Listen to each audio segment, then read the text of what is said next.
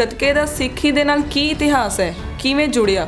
ਗੁਰੂ ਨਾਨਕ ਦੇ ਹੱਥ ਵਿੱਚ ਜਿਹੜਾ ਆਸਾ ਸੀ ਉਹ ਗੱਤਕੇ ਦਾ ਪ੍ਰਤੀਕ ਹੈ। ਮੈਂ ਗੱਤਕਾ ਉੱਥੋਂ ਮੰਨਦਾ। ਕੋਈ ਵੀ ਗੱਤਕਾ ਪਾਰਟੀ ਇਹਨਾਂ ਅਧਿਕਾਰਾਂ ਦੀ ਤੇ ਇਹਨਾਂ ਬੁਨਿਆਦੀ ਅਸੂਲਾਂ ਦੀ ਗੱਲ ਨਹੀਂ ਕਰਦੀ। ਗੱਤਕੇ ਨੂੰ ਅੱਜ ਕੱਲ੍ਹ ਮਾਰਸ਼ਲ ਆਰਟ ਕਹਿ ਕੇ ਜ਼ਿਆਦਾ ਪ੍ਰਚਾਰਿਆ ਜਾ ਰਿਹਾ ਜੀ, ਤੇ ਜਿਹੜੇ ਟੀਵੀ ਸ਼ੋਅ ਬਿਜ਼ਨਸ ਨੇ ਉਹਨਾਂ ਹੀ ਚੈਨਲਾਂ ਨੂੰ ਜ਼ਿਆਦਾ ਦਿਖਾਇਆ ਜਾਂਦਾ। ਇਹ ਖੇਡ ਨਹੀਂ ਹੈ। ਪੰਜਾਬ ਸਰਕਾਰ ਨੂੰ ਚਾਹੀਦਾ ਕਿ ਪੰਜਾਬ ਦੇ ਸਕੂਲਾਂ ਵਿੱਚ ਬਕਾਇਦਾ ਟੀਚਰ ਰੱਖਿਆ ਜਾਏ, ਜਿਵੇਂ ਸਪੋਰਟਸ ਟੀਚਰ ਹੁੰਦਾ। ਸਪੋਰਟਸ ਟੀਚਰ ਗੱਤਕੇ ਦਾ ਮਾਹਰ ਨਹੀਂ ਹੋ ਸਕਦਾ ਜੀ। ਅੰਮ੍ਰਿਤ ਛਕਣ ਵੇਲੇ 5 ਕਕਾਰ ਧਾਰਨ ਕੀਤੇ ਜਾਂਦੇ ਨੇ, ਇੰਜ ਹੀ ਜਿਵੇਂ ਗੱਤਕਾ ਸਿੱਖੀ ਨਾਲ ਰਿਲੇਟਡ ਹੈ, ਉਸਦੇ ਵੀ ਕੋਈ ਰੂਲ ਨਹੀਂ ਜਾਂ ਕੁਛ? 5 ਕਕਾਰੀ ਮਰਿਆਦਾ ਸੈਪਰੇਟ ਹੈ। ਗੱਤਕੇ ਦੇ ਤੌਰ ਤੇ ਇੱਕ ਸੈਲਫ ਡਿਫੈਂਸ ਔਰ ਅਫੈਂਸਿਵ, ਇਹ ਦੋਨੋਂ ਚੀਜ਼ਾਂ ਨੇ। ਸਿਰਫ ਸੈਲਫ ਡਿਫੈਂਸ ਵਾਸਤੇ ਹੀ ਨਹੀਂ, ਜੇ ਇਹਨੂੰ ਖੇਡ ਬਣਾ ਲਾਂਗੇ ਤੇ ਉਹ ਖੇਡ ਤਾਂ ਹੈਗੀ ਆ ਕਿ ਬੜੇ ਆਰਾਮ ਨਾਲ ਅਸੀਂ ਖੇਡ ਰਹੇ ਹਾਂ, ਨਹੀਂ, ਇਹ ਅਫੈਂਸਿਵ ਹੈ।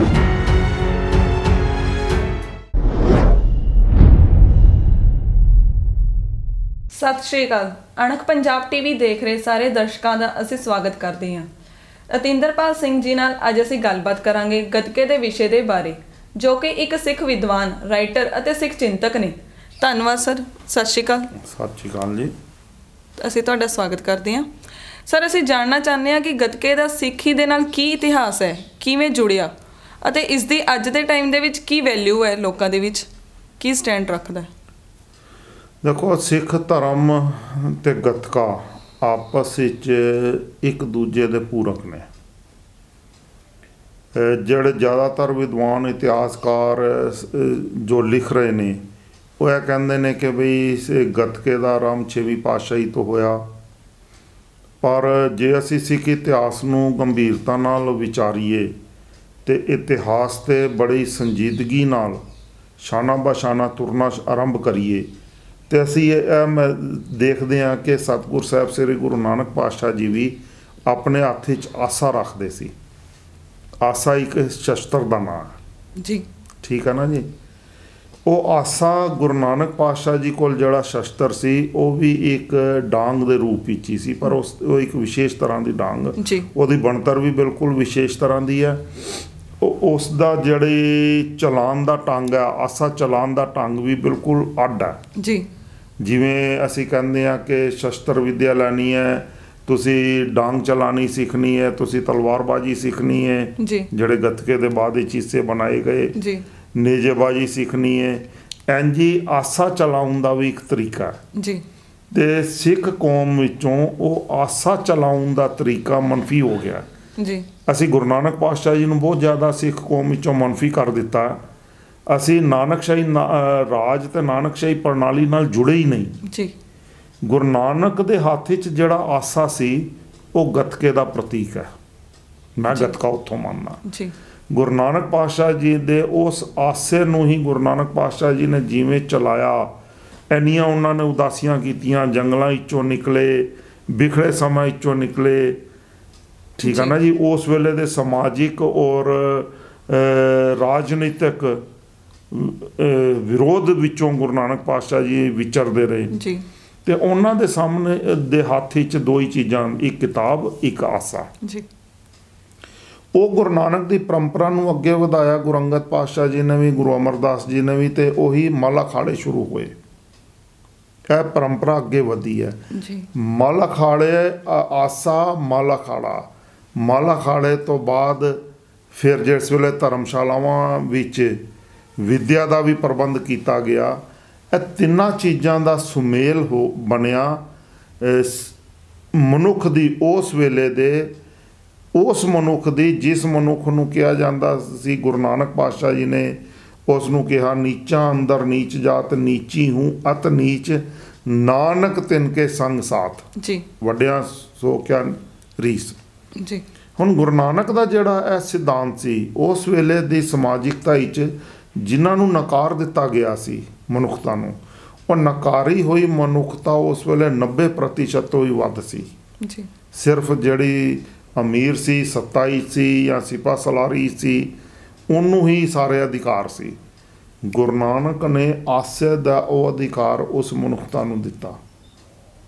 ਉਸ ਮਨੁੱਖਤਾ ਨੂੰ ਪੜ੍ਹਨ ਦਾ ਅਧਿਕਾਰ ਦਿੱਤਾ, ਉਸ ਮਨੁੱਖਤਾ ਨੂੰ ਸਿਹਤਯਾਬੀ ਦਾ ਅਖਤਿਆਰ ਦਿੱਤਾ, ਉਸ ਮਨੁੱਖਤਾ ਨੂੰ ਲੰਗਰ ਤੇ ਪੰਗਤ ਦਾ ਅਧਿਕਾਰ ਮਿਲਿਆ ਜੀ।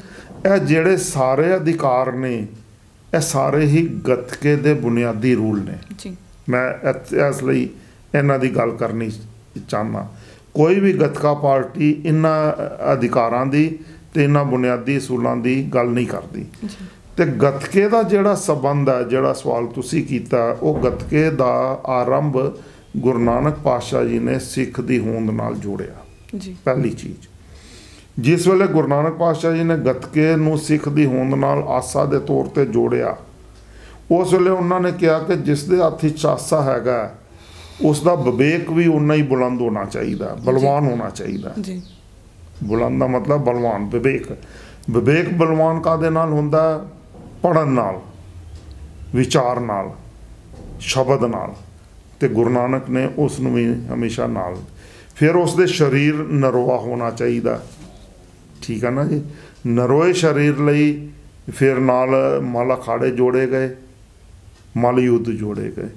ਤੇ ਮੈਂ ਗੱਤਕੇ ਦਾ ਆਰੰਭ ਇੱਥੋਂ ਮੰਨਦਾ। ਪੰਜਾਬ ਦੇ ਵਿੱਚ ਵੀ, ਭਾਰਤ ਦੇ ਵਿੱਚ ਵੀ ਕੁੜੀਆਂ ਨੂੰ ਲੈ ਕੇ ਰੇਪ ਚੱਲ ਰਹੇ ਨੇ, ਉਹਨਾਂ ਨਾਲ ਦੁਸ਼ਕਰਮ ਹੋ ਰਹੇ ਨੇ। ਤੇ ਸਾਡੇ ਅਕੋਰਡਿੰਗ ਇਹ ਹੋਣਾ ਚਾਹੀਦਾ, ਪੰਜਾਬ 'ਚ ਸਾਰੇ ਸਕੂਲਾਂ ਦੇ ਵਿੱਚ ਗੱਤਕਾ ਹੋਣਾ ਚਾਹੀਦਾ, ਸੈਲਫ ਡਿਫੈਂਸ ਸਿਖਾਉਣਾ ਚਾਹੀਦਾ ਸ਼ੁਰੂ ਤੋਂ ਹੀ ਬੱਚਿਆਂ ਨੂੰ, ਤਾਂ ਕਿ ਜੋ ਆਪਣੀ ਰੱਖਿਆ ਕਰ ਸਕਣ। ਤਾਂ ਉਹ ਕਿੰਨਾ ਕੁ ਜ਼ਰੂਰੀ ਹੈ ਬੱਚਿਆਂ ਲਈ, ਸਕੂਲਾਂ ਦੇ ਵਿੱਚ ਹੋਣਾ ਜ਼ਰੂਰੀ ਕਿਉਂ ਹੈ, ਕਿੰਨਾ ਕੁ ਸਮਝਦੇ ਹੋ? ਦੇਖੋ, ਜਿਹੜੀ ਇਹ ਤੁਹਾਡਾ ਪੱਖ ਹੈਗਾ ਗੱਤਕੇ ਦਾ ਲੜਕੀਆਂ ਨਾਲ, ਹਾਂਜੀ, ਸਿੱਖ ਧਰਮ ਵਿੱਚ ਲਿੰਗ ਵਿਭੇਦ ਰੱਖਿਆ ਗਿਆ। ਕੋਈ ਵੀ ਲਿੰਗ ਨੂੰ ਲੈ ਕੇ ਕੋਈ ਭੇਦਤਾ ਨਹੀਂ ਹੈਗੀ ਆ। ਤੇ ਈਵਨ ਜੈਂਡਰ ਮੁਕਤ ਕੀਤਾ ਗਿਆ, ਸਿੱਖ ਕੌਮ ਨੂੰ ਜੈਂਡਰ ਮੁਕਤ ਕੀਤਾ ਗਿਆ।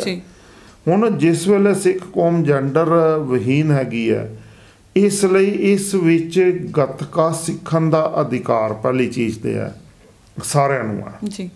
ਉਸ ਵਿੱਚ ਕੋਈ ਇਹ ਨਹੀਂ, ਐਸੀ ਉਮਰ ਦਾ ਵੀ ਕੋਈ ਤਕਾਜ਼ਾ ਨਹੀਂ ਹੈ। ਜਿਸ ਮਰਜ਼ੀ ਉਮਰ ਦਾ ਬੱਚਾ, ਬਾਲ ਉਮਰ ਤੋਂ ਲੈ ਕੇ ਬਜ਼ੁਰਗ ਤੱਕ ਗੱਤਕਾ ਜਦੋਂ ਵੀ ਚਾਹੇ ਸਿੱਖ ਸਕਦਾ।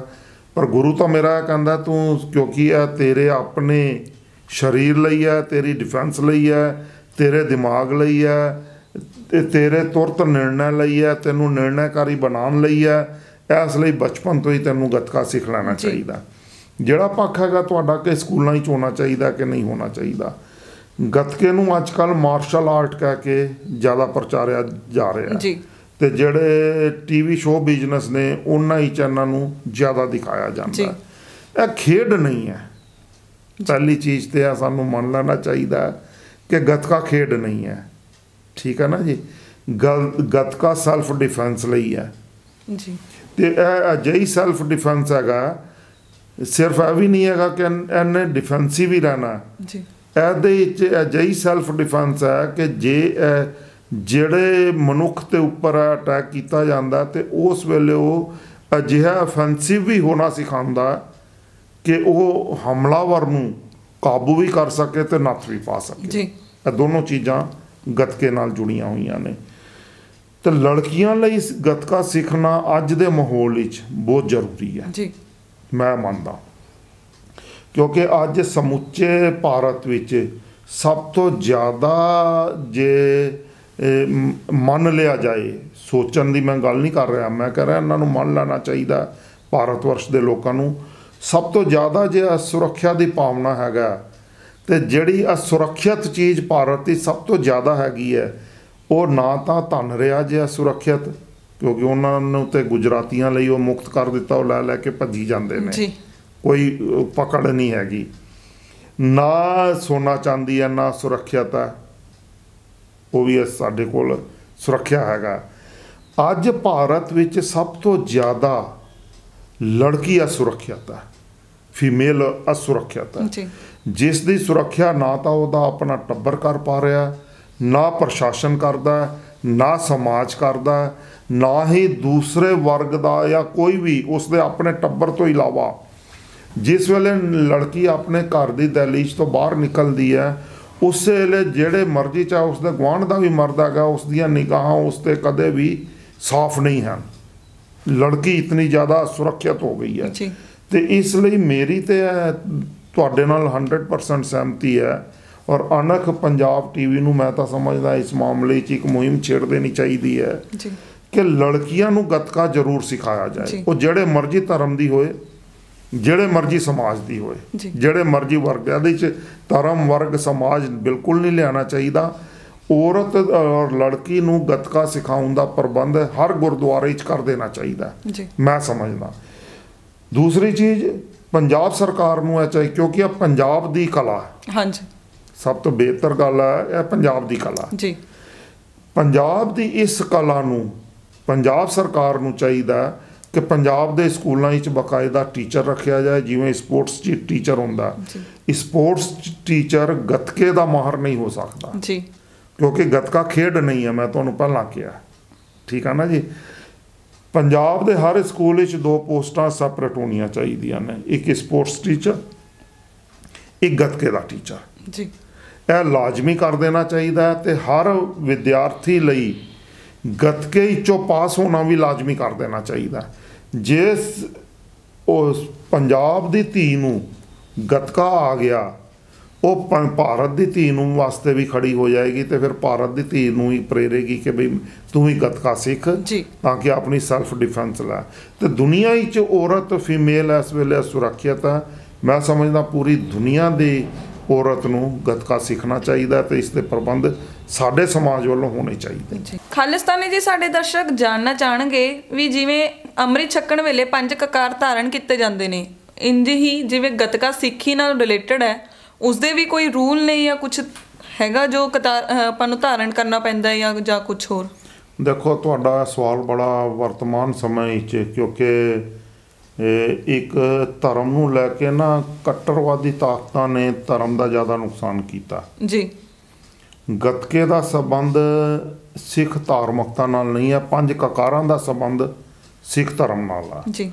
5 ਕਕਾਰਾਂ ਦੀ ਆਪਣੀ ਮਰਿਆਦਾ ਹੈ। 5 ਕਕਾਰਾਂ ਨੂੰ ਧਾਰਨ ਕਰਨ ਵਾਲੇ ਨੂੰ ਹੀ ਆਪਣੀ ਮਰਿਆਦਾ ਵਿੱਚ ਰਹਿਣ ਦੀ ਪਾਬੰਦੀ ਹੈ ਜੀ, ਠੀਕ ਹੈ ਨਾ ਜੀ। ਜਿਹੜਾ ਗੱਤਕੇ ਦਾ ਸੰਬੰਧ ਹੈ, ਗੱਤਕੇ ਦਾ ਸੰਬੰਧ ਬਿਲਕੁਲ ਵੀ ਧਰਮ ਨਾਲ ਨਹੀਂ ਹੈ ਜੀ। ਇਹਨੂੰ ਸਿੱਖ ਧਰਮ ਦੇ ਨਾਲ ਜੋੜ ਕੇ ਨਹੀਂ ਦੇਖਣਾ ਚਾਹੀਦਾ। ਸਿੱਖ ਧਰਮ ਨਾਲ ਇਹਦਾ ਤਾਲੁਕਾਤ ਹੈਗਾ ਕਿ ਗੁਰੂ ਨਾਨਕ ਪਾਤਸ਼ਾਹ ਜੀ ਨੇ ਸਭ ਤੋਂ ਪਹਿਲਾਂ ਆਸਾ ਸ਼ਸਤਰ ਦੇ ਰੂਪ ਵਿੱਚ ਵਰਤ ਕੇ ਇੱਕ ਨਿਰਜੀਵ ਜਿਹੇ ਮਨੁੱਖ ਨੂੰ, ਜਿਸ ਪਾਸ ਕੋਈ ਅਧਿਕਾਰ ਨਹੀਂ ਸੀ, ਉਹਨੂੰ ਕਿਹਾ ਕਿ ਤੂੰ ਅਧਿਕਾਰੀ ਬਣ ਜੀ। ਇਹ ਅਧਿਕਾਰ ਉਹਨਾਂ ਨੇ ਦਿੱਤਾ ਜੀ। ਜਿਸ ਵੇਲੇ ਗੁਰੂ ਨਾਨਕ ਪਾਤਸ਼ਾਹ ਜੀ ਨੇ ਆਸੇ ਦਾ ਅਧਿਕਾਰ ਦਿੱਤਾ ਮਨੁੱਖ ਨੂੰ, ਤੇ ਉਹਨਾਂ ਨੇ ਉਸ ਵਾਸਤੇ ਕੋਈ ਵੀ ਧਾਰਮਿਕ ਪਾਬੰਦੀ ਨਹੀਂ ਲਗਾਈ। ਸਾਨੂੰ ਇਹ ਸਮਝ ਲੈਣਾ ਚਾਹੀਦਾ, ਠੀਕ ਹੈ ਨਾ ਜੀ। ਜਿਸ ਵੇਲੇ ਮਾਲਾ ਖਾੜੇ ਗੁਰੂ ਸਾਹਿਬਾਨ ਨੇ ਧਰਮਸ਼ਾਲਾ ਵਿੱਚ ਆਰੰਭ ਕੀਤੇ, ਉਸ ਵੇਲੇ ਗੁਰੂ ਸਾਹਿਬਾਨਾਂ ਨੇ ਮਾਲਾ ਖਾੜਿਆਂ ਵਿੱਚ ਆਉਣ ਵਾਲਿਆਂ ਵਾਸਤੇ ਕੋਈ ਵੀ ਧਾਰਮਿਕ ਪਾਬੰਦੀ ਨਹੀਂ ਲਗਾਈ। ਉਹ ਸਾਰੇ ਮਨੁੱਖਾਂ ਲਈ ਇੱਕ ਸਮਾਨ ਹੈ। ਤੁਹਾਡਾ ਧਾਰਮਿਕ ਵਿਸ਼ਵਾਸ ਜਿਹੜਾ ਮਰਜ਼ੀ ਹੋਏ, ਤੁਸੀਂ ਜਿਹੜੇ ਮਰਜ਼ੀ ਧਰਮ ਨੂੰ ਮੰਨਦੇ ਹੋਵੋ, ਜਿਹੜੇ ਮਰਜ਼ੀ ਅਕੀਦੇ ਨੂੰ ਮੰਨਦੇ ਹੋਵੋ, ਉਹ ਤੁਹਾਨੂੰ ਗੱਤਕੇ ਦੀ ਟ੍ਰੇਨਿੰਗ ਲੈਣੀ ਜਾਂ ਗੱਤਕੇ ਨੂੰ ਸਿੱਖਣਾ, ਗੱਤਕੇ ਨੂੰ ਅਪਣਾਉਣਾ ਰੋਕਦਾ ਨਹੀਂ ਹੈ। ਤੇ ਨਾ ਹੀ ਅਜਿਹੀ ਕੋਈ ਮਰਿਆਦਾ ਨੀਅਤ ਕੀਤੀ ਗਈ ਹੈ, ਕੋਈ ਮਰਿਆਦਾ ਅਜਿਹੀ ਨੀਅਤ ਨਹੀਂ ਹੋਈ ਜੀ। 5 ਕਕਾਰੀ ਮਰਿਆਦਾ ਸੈਪਰੇਟ ਹੈ। ਗੱਤਕੇ ਦੇ ਤੌਰ ਤੇ ਇੱਕ ਸੈਲਫ ਡਿਫੈਂਸ ਔਰ ਅਫੈਂਸਿਵ, ਇਹ ਦੋਨੋਂ ਚੀਜ਼ਾਂ ਨੇ। ਸਿਰਫ ਸੈਲਫ ਡਿਫੈਂਸ ਵਾਸਤੇ ਹੀ ਨਹੀਂ, ਜੇ ਇਹਨੂੰ ਖੇਡ ਬਣਾ ਲਾਂਗੇ ਤੇ ਉਹ ਖੇਡ ਤਾਂ ਹੈਗੀ ਆ ਕਿ ਬੜੇ ਆਰਾਮ ਨਾਲ ਅਸੀਂ ਖੇਡ ਰਹੇ ਹਾਂ, ਨਹੀਂ, ਇਹ ਅਫੈਂਸਿਵ ਹੈ ਜੀ, ਠੀਕ ਹੈ ਨਾ। ਇਸ ਅਫੈਂਸਿਵ ਅਟੈਕਿੰਗ ਨੂੰ ਸਿੱਖਣ ਵਾਸਤੇ, ਸ਼ਸਤਰ ਨੂੰ ਚਲਾਉਣ ਵਾਸਤੇ ਤਾਂ ਹੀ ਅਸੀਂ ਆਪਣੀ ਡਿਫੈਂਸ ਕਰ ਸਕਾਂਗੇ ਜੇ ਅਸੀਂ ਅਫੈਂਸਿਵ ਹੋਵਾਂਗੇ ਜੀ। ਤੇ ਅਫੈਂਸਿਵ ਹੋਣ ਵਾਸਤੇ, ਇਸ ਦੀ ਟ੍ਰੇਨਿੰਗ ਲੈਣ ਵਾਸਤੇ, ਗੱਤਕੇ ਨੂੰ ਧਾਰਨ ਕਰਨ ਵਾਸਤੇ, ਗੱਤਕੇ ਨੂੰ ਸਿੱਖਣ ਵਾਸਤੇ ਸਿੱਖ ਧਰਮ ਦੀ ਮਰਿਆਦਾ ਜਾਂ ਸਿੱਖ ਧਰਮ ਦੀ 5 ਕਕਾਰੀ ਰਹਿਤ ਕੋਈ ਅੜਿੱਕਾ ਨਹੀਂ ਮੰਨਦੀ। ਉਸ ਲਈ ਇਹ ਲਾਜ਼ਮੀ ਨਹੀਂ ਹੈ ਕਿ ਸਾਰੇ ਜਣੇ 5 ਕਕਾਰੀ ਹੋਣ, ਉਸ ਤੋਂ ਬਾਅਦ ਹੀ ਉਹ ਗੱਤਕਾ ਸਿੱਖ ਸਕਣਗੇ, ਬਿਲਕੁਲ ਨਹੀਂ। ਤਾਂ ਹੀ ਮੈਂ ਇਸ ਨੂੰ ਕਿਹਾ ਇਹਦਾ ਧਰਮ ਨਾਲ ਸੰਬੰਧ ਨਹੀਂ ਹੈ, ਇਹਦਾ ਮਨੁੱਖਤਾ ਦੀ ਸੰਭਾਲ ਨਾਲ ਸੰਬੰਧ ਹੈ। ਇਸੇ ਲਈ ਮੈਂ ਕਿਹਾ ਕਿ ਇਹਨੂੰ ਸਕੂਲਾਂ ਵਿੱਚ ਲਾਗੂ ਕੀਤਾ ਜਾਣਾ ਚਾਹੀਦਾ, ਸਮਾਜ ਵਿੱਚ ਲਾਗੂ ਕੀਤਾ ਜਾਣਾ। ਇਸ ਨੂੰ ਕੋਈ ਵੀ, ਕਿਸੇ ਵੀ, ਜਿਹੜਾ ਤੁਸੀਂ ਵਿੱਚੋਂ ਪੁੱਛਣਾ ਚਾਹ ਰਹੇ ਮੈਨੂੰ, ਮੈਂ ਸਮਝ ਰਿਹਾ ਕਿਸੇ ਵੀ ਧਰਮ ਦਾ ਮਨੁੱਖ, ਚਾਹੇ ਔਰਤ ਹੈ, ਮੈਂ ਔਰਤ ਮਰਦ ਨਹੀਂ ਕਹਿ ਰਿਹਾ, ਮੈਂ ਮਨੁੱਖ ਕਹਿ ਰਿਹਾ, ਕਿਉਂਕਿ ਸਿੱਖ ਔਰਤ ਧਰਮ ਔਰ ਮਰਦ ਵਿੱਚ ਫਰਕ ਨਹੀਂ ਜਾਂਦੀ। ਕਿਸੇ ਵੀ ਧਰਮ ਦਾ ਮਨੁੱਖ, ਚਾਹੇ ਉਹ ਹਿੰਦੂ ਹੈ, ਚਾਹੇ ਉਹ ਬ੍ਰਾਹਮਣ ਹੈ, ਚਾਹੇ ਉਹ ਪਾਰਸੀ ਹੈ, ਚਾਹੇ ਉਹ ਈਸਾਈ ਹੈ, ਚਾਹੇ ਉਹ ਮੁਸਲਮਾਨ ਹੈ, ਠੀਕ ਹੈ ਨਾ ਜੀ, ਕੋਈ ਵੀ ਮਨੁੱਖ ਗੁਰਦੁਆਰੇ ਹੀ ਜਾ ਕੇ ਗੱਤਕਾ ਸਿੱਖ ਸਕਦਾ ਔਰ ਅਜਿਹਾ ਪ੍ਰਬੰਧ ਹੋਣਾ ਚਾਹੀਦਾ ਹੈ, ਮੈਂ ਮੰਨਦਾ। ਦੂਸਰੀ ਚੀਜ਼ ਹੈਗੀ ਹੈ ਕਿ ਸਕੂਲਾਂ ਵਿੱਚ ਜਿਸ ਵੇਲੇ ਇਹ ਗੱਤਕੇ ਦੀ ਸਿੱਖਿਆ ਦਿੱਤੀ ਜਾਏ ਤੇ ਉਸ ਨੂੰ ਧਰਮ ਤੋਂ ਅੱਡ ਰੱਖਿਆ ਜਾਏ, ਇਸ ਦਾ ਧਰਮ ਨਾਲ ਕੋਈ ਸੰਬੰਧ ਨਹੀਂ। ਐਂਡ ਵਿੱਚ ਮੈਂ ਤੁਹਾਨੂੰ ਬੇਨਤੀ ਕਰਦੀ ਹਾਂ, ਸਾਡੇ ਦਰਸ਼ਕਾਂ ਨੂੰ ਤੇ ਪੰਜਾਬ ਸਰਕਾਰ ਨੂੰ ਬੇਨਤੀ ਕਰੋ ਤੁਸੀਂ ਆਪਣੀ ਤਰਫ ਤੋਂ ਕਿ ਹਰ ਸਕੂਲ ਦੇ ਵਿੱਚ ਗੱਤਕਾ ਨੂੰ ਨੈਸੈਸਰੀ ਕੀਤਾ ਜਾਵੇ, ਵੀ ਜ਼ਰੂਰੀ ਕੀਤਾ ਜਾਵੇ, ਤਾਂ ਜੋ ਸੈਲਫ ਡਿਫੈਂਸ ਤੇ ਐਫੀਡੈਂਸੀ ਲਈ ਆਪਣੀ ਉਹ ਕਰ ਸਕਣ, ਗੱਤਕਾ ਸਿੱਖਣ।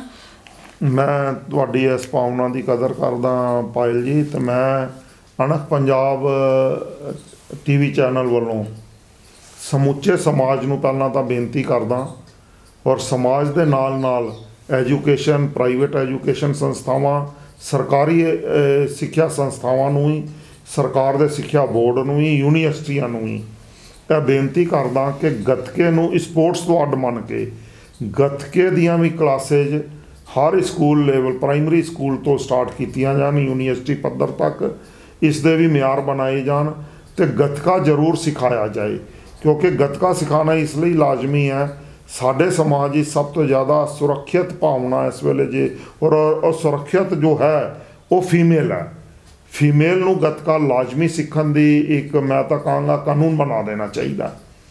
ਉਸ ਵਾਸਤੇ ਟ੍ਰੇਨਿੰਗ ਦੀ ਵੀ ਬੜੀ ਲੋੜ ਹੈ ਤੇ ਸਕੂਲ ਪੱਧਰ ਤੋਂ ਇੱਕ ਸਬਜੈਕਟ ਦੇ ਤੌਰ ਤੇ ਆਰੰਭ ਹੋਣਾ ਚਾਹੀਦਾ। ਗੱਤਕੇ ਨੂੰ ਧਾਰਮਿਕਤਾ ਨਾਲ ਨਹੀਂ ਜੋੜਨਾ ਚਾਹੀਦਾ। ਗੱਤਕਾ ਸਰੀਰ ਦੇ ਨਰੋਏਪਨ ਨਾਲ ਜੋ ਮਨੁੱਖ ਨੂੰ ਤੇ ਇਨਸਾਨ ਨੂੰ ਤੇ ਖਾਸ ਤੌਰ ਤੇ ਪੰਜਾਬ ਦੇ ਨੌਜਵਾਨ ਨੂੰ ਨਸ਼ਾ ਮੁਕਤ ਕਰਨ ਵਿੱਚ ਵੀ ਸਹਾਈ ਹੋਏਗਾ। ਉਸ ਦੇ ਸਰੀਰ, ਉਸ ਦੇ ਜੁੱਸੇ ਨੂੰ ਉਹੀ ਪੰਜਾਬ ਦਾ ਨੌਜਵਾਨ, ਉਹੀ ਪੰਜਾਬ ਦੀ ਮੁਟਿਆਰ ਫਿਰ ਪੈਦਾ ਹੋਏਗੀ ਜਿਹਨੂੰ ਆਖਿਆ ਜਾਂਦਾ ਸੀ ਕਿ ਇਹ ਦੁੱਧ ਤੇ ਮੱਖਣ ਵਿੱਚ ਪਲੀ ਹੋਈ ਜਵਾਨੀ ਹੈ। ਉਹ ਜਵਾਨੀ ਮੁੜ ਤੋਂ ਲਿਆਉਣ ਵਾਸਤੇ, ਸਰੀਰ ਨੂੰ ਨਰੋਆ ਬਣਾਉਣ ਵਾਸਤੇ ਗੱਤਕੇ ਦੀ ਟ੍ਰੇਨਿੰਗ ਬੜੀ ਜ਼ਰੂਰੀ ਹੈ। ਫਿਰ ਗੱਤਕਾ ਤੁਹਾਡੀ ਬੁੱਧੀ ਨੂੰ ਤੀਖਣ ਕਰਦਾ, ਤੁਹਾਡੇ 'ਚ ਨਿਰਣੈ ਸ਼ਕਤੀ ਪੈਦਾ ਕਰਦਾ, ਤੁਹਾਡੇ ਨੂੰ ਫੈਸਲਾਕੁਨ ਬਣਾਉਂਦਾ। ਅੱਜ ਪੰਜਾਬ ਦੇ ਨੌਜਵਾਨਾਂ 'ਚੋਂ IQ ਬਿਲਕੁਲ ਖਤਮ ਹੈ, ਸਲੀਕਾ ਖਤਮ ਹੈ, ਅਨੁਸ਼ਾਸਨ ਖਤਮ ਹੈ, ਚਿੰਤਨ ਖਤਮ ਹੈ, ਵਿਵੇਕ ਖਤਮ ਹੈ, ਵਿਚਾਰਧਾਰਾ ਖਤਮ ਹੈ। ਇਹ ਸਾਰੀਆਂ ਚੀਜ਼ਾਂ ਹੀ ਗੱਤਕੇ ਰਾਹੀਂ ਨੌਜਵਾਨ ਵਿੱਚ ਪੈਦਾ ਹੁੰਦੀਆਂ ਨੇ ਤੇ ਨੌਜਵਾਨ ਨੂੰ ਅਨੁਸ਼ਾਸਨਬੱਧ ਕਰਦਾ ਗੱਤਕਾ। ਇਸ ਲਈ ਮੇਰੀ ਪੰਜਾਬ ਸਰਕਾਰ ਨੂੰ ਤੇ ਸਾਰੀਆਂ ਸੰਸਥਾਵਾਂ ਨੂੰ ਬੇਨਤੀ ਹੈ ਕਿ ਗੱਤਕੇ ਨਾਲ ਨੌਜਵਾਨ ਨੂੰ ਜੋੜਨ ਵਾਸਤੇ ਗੱਤਕੇ ਨੂੰ ਬਤੌਰ ਸਬਜੈਕਟ ਸਕੂਲਾਂ ਵਿੱਚ ਪੜ੍ਹਾਉਣਾ ਆਰੰਭ ਕੀਤਾ ਜਾਏ। ਬਹੁਤ ਬਹੁਤ ਅਣਖ ਪੰਜਾਬ TV ਦਾ ਧੰਨਵਾਦ। ਤੇ ਮੈਂ ਤਾਂ ਸਾਰਿਆਂ ਨੂੰ ਕਹਾਂਗਾ ਕਿ ਅਣਖ ਪੰਜਾਬ TV ਨੂੰ ਤੁਸੀਂ ਆਪੋ ਆਪਣੇ ਟੈਲੀਫੋਨਾਂ 'ਤੇ ਸਬਸਕ੍ਰਾਈਬ ਵੀ ਕਰੋ ਤੇ ਇਸ ਨੂੰ ਵੱਧ ਤੋਂ ਵੱਧ ਸ਼ੇਅਰ ਵੀ ਕਰੋ, ਤਾਂ ਜੇ ਸਾਡੀ ਇਹ ਡਿਮਾਂਡ ਆਮ ਲੋਕਾਂ ਦੀ ਡਿਮਾਂਡ ਬਣ ਕੇ ਆਮ ਲੋਕਾਂ ਵੱਲੋਂ ਆਮ ਲੋਕਾਂ ਨਾਲ ਜੁੜ ਸਕੇ। ਵਾਹਿਗੁਰੂ ਜੀ ਕਾ ਖਾਲਸਾ, ਵਾਹਿਗੁਰੂ ਜੀ ਕੀ ਫਤਿਹ।